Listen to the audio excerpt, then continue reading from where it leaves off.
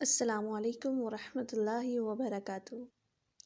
رب اشرح لی صدری ویسر لی امری واحلل عقدۃ من لسانی یفقہوا قولی رب زدنی علما اللہم فقہنا فی الدین آمین۔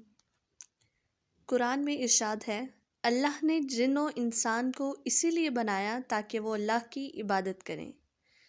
عبادت کیا ہے؟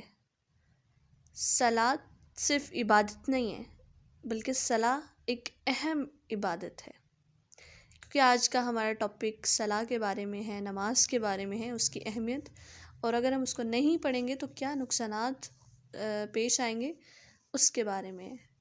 تو میں امید کرتی ہوں کہ جو بھی کوئی یہ ویڈیو دیکھ رہا ہے، یہ ویڈیو اس کے دل پہ اثر کرے اور وہ نماز کا پابند ہو۔ عبادت کے معنی عبد کے ہیں، بندگی سے ہیں، اور بندگی کا مطلب اللہ کا کہنا ماننا ہے۔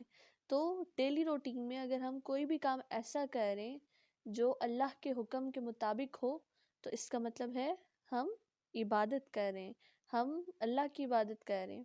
اور اگر وہ کام جس سے اللہ تعالیٰ روک رہے ہیں ہم اس میں پرہیزگاری اختیار کر رہے ہیں تو وہ بھی ایک عبادت ہے، ٹھیک ہے؟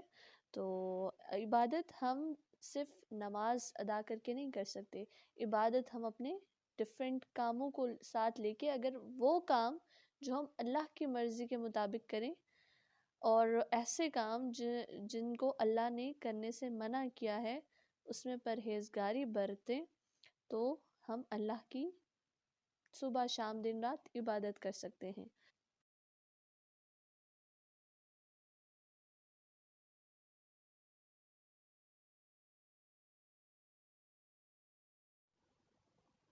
اگر ہم اللہ سے ملاقات کرنا چاہتے ہیں تو اس کا بہترین عمل کیا ہے کہ ہم نماز پڑھنا شروع کر دیں۔ تو اللہ سے ملاقات کا ذریعہ نماز ہے، اور اگر ہم نماز پڑھتے ہیں تو اس سے ہمارے ایمان کو تقویت پہنچتی ہے۔ اللہ سے جڑنے کے لیے نماز بہترین عمل ہے۔ تو پہلی امتوں پر 2 نمازیں تھیں اور ہم پر 5 نمازیں فرض کی گئی ہیں۔ پہلی امتوں کے لیے مسجد نہیں تھی، آذان نہیں تھی، ہمیں آذان ملی ہے۔ اب آذان نبی کریم صلی اللہ علیہ وسلم نے اتنا بڑا عمل بنا دیا ہے کہ آذان دینے والا قیامت کے دن سب سے اونچے مقام پر ہوگا۔ نبی کریم صلی اللہ علیہ وسلم نے فرمایا کہ آذان دینے والا قیامت کے دن سب سے اونچے مقام پر ہوگا۔ حضرت علی نے فرمایا کہ کاش میں اللہ سے مسجد نبوی کی آذان مانگ لیتا۔ اب کیونکہ اذان اتنا بہترین، اتنا اعلیٰ عمل ہو گیا تھا کہ ہر صحابہ چاہ رہے ہوتے تھے کہ میں اذان دوں، میں اذان دوں۔ اذان اتنا بڑا عمل نبی کریم صلی اللہ علیہ وسلم نے بنا دیا کہ آپ صلی اللہ علیہ وسلم نے فرمایا کہ اذان دینے والا قیامت کے دن سب سے اونچے مرتبے پر ہوگا۔ آپ صلی اللہ علیہ وسلم نے فرمایا کس کے لیے؟ اذان دینے والے کے بارے میں، کہ اذان دینے والا قیامت کے دن سب سے اونچے مقام پر ہوگا۔ حضرت علی فرمایا کرتے تھے کہ کاش میں اللہ سے مسجد نبوی کی اذان مانگ لیتا۔ جنگ قدسیہ میں مؤذن زخمی ہو گیا تو اذان دینے کے شوق میں سردار آپس میں الجھنے لگے کہ میں دوں گا، میں دوں گا۔ پھر قرآن اندازی کروائی گئی، پھر جس کا نام نکلا اس نے اذان دی۔ دیکھیں اتنا شوق، اتنی محبت اذان سے کہ ہم دیں گے، ہم کروائیں گے اذان۔ اسی طرح قیامت کے دن جب نبی کریم صلی اللہ علیہ وسلم سواری پر بیٹھیں گے تو ان کی رسی حضرت بلال پکڑیں گے، اور وہ کیوں پکڑیں گے؟ کیونکہ وہ مؤذن تھے، مؤذن کے سردار تھے۔ سورہ ال عمران میں اللہ تعالیٰ کا ارشاد ہے، اے مریم تم اللہ کی عبادت کرو اور سجدہ کرو اور رکوع کرو ان لوگوں کے ساتھ جو رکوع کر رہے ہیں۔ ایک اور جگہ میں آتا ہے، اے مومنو رکوع کرو اور سجدہ کرو اور اچھے کام کرو تاکہ آپ فلاح پاؤ۔ انسان جب نماز پڑھتا ہے، ایک دن میں 5 وقت نماز پڑھتا ہے، تو سب سے پہلے اس کا ٹائم ٹیبل بیلنس ہو جاتا ہے، اس کی لائف میں ڈسپلن آتا ہے، اس کا ہر کام ٹائم پہ ہوتا ہے اور ٹائم پہ برکت آتی ہے۔ تو اگر ہم نماز قائم نہیں کریں گے تو سب سے پہلے کیا ہوگا، ہمارا ایمان کمزور ہوگا، پھر ہم ایمان گوا دیں گے۔ ایسا بھی ہو سکتا ہے کہ آپ ایمان کو ہی گوا دیں، کیونکہ جب آپ نماز نہیں پڑھیں گے آپ کے دل پہ زنگ لگ جائے گا۔ آپ کو بے شک آپ کو پتہ ہے آپ مسلمان ہو، لیکن مسلمان کے کیا حقوق ہیں، مسلمان ہے کیا، وہ ساری چیزیں آپ بھول جائیں گے۔ تو ہماری زندگی میں ڈسپلن ہونا بہت زیادہ ضروری ہے، ایمان ہونا بہت زیادہ ضروری ہے۔ اور ایمان کو فریش ہم کیسے کر سکتے ہیں؟ ڈیلی بیسس پہ اگر ہم کچھ نہ کچھ سیکھیں دین سے ریلیٹڈ، اچھے لوگوں میں بیٹھیں، ان لوگوں میں بیٹھیں جو علم والے ہیں، جو دین کو سمجھتے ہیں، جانتے ہیں، ان لوگوں کو سنیں۔ اچھا، ایمان کی کمزوری کس طریقے سے ثابت ہوتی ہے؟ ایسے بھی ہو سکتی ہے جیسے کہ فار ایگزامپل اگر تلاوت سن رہے ہیں اور آپ کو دل نہیں کر رہا سننے کا، آپ کو عجیب فیل ہو رہا ہے، تو اس کا مطلب کیا ہے کہ آپ کے دلوں کو زنگ لگ چکا ہے۔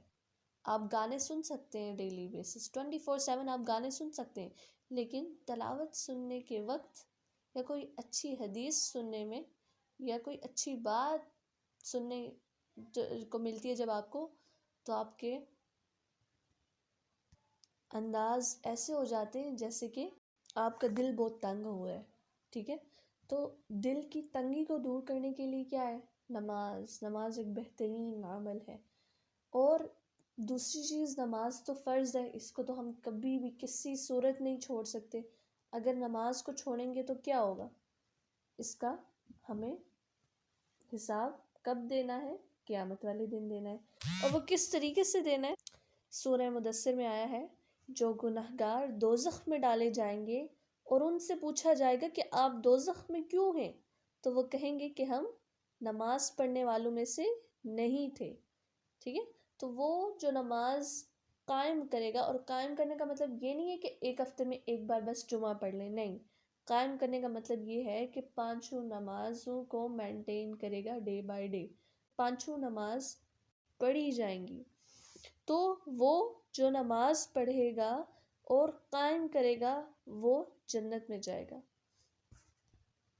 اینڈ موسٹ امپورٹنٹ، مومن اور کافر کے درمیان فرق ہی نماز ہے۔ اگر آپ نماز نہیں پڑھے تو آپ کس چیز کے مومن ہیں؟ ٹھیک ہے؟ تو نماز فرق ہی ہے مومن اور کافر کے درمیان، ایمان اور کفر کے درمیان۔ سب لوگ دعا کیا کریں، اے میرے رب مجھے نماز قائم کرنے والا بنا اور میرے بچوں کو بھی نماز قائم کرنے والا بنا۔ سورہ مدثر میں آتا ہے، جو گنہگار دوزخ میں ڈالے جائیں گے ان سے پوچھا جائے گا کہ آپ کیوں دوزخ میں ڈالے گئے ہیں، تو وہ کہیں گے ہم صلاح پڑھنے والوں میں سے نہیں تھے۔ دیکھیں، اب وہ لوگ جو نماز نہیں پڑھتے ان کو کیا لگتا ہے کہ وہ آرام سے جنت میں چلے جائیں گے؟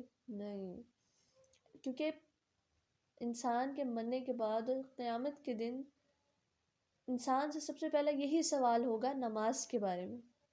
تو جس کی نماز ہی نہیں کمپلیٹ ہوگی پھر وہ اگلے ٹیسٹ کیسے پاس کرے گا؟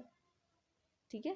تو مین چیز یہ ہے کہ ہم لوگ نماز پہ توجہ دیں، خود کو بھی پڑھیں، خود اس پہ عمل کریں، 5 وقت کی نماز پڑھیں اور ساتھ اپنے گھر والوں کو بھی پڑھائیں۔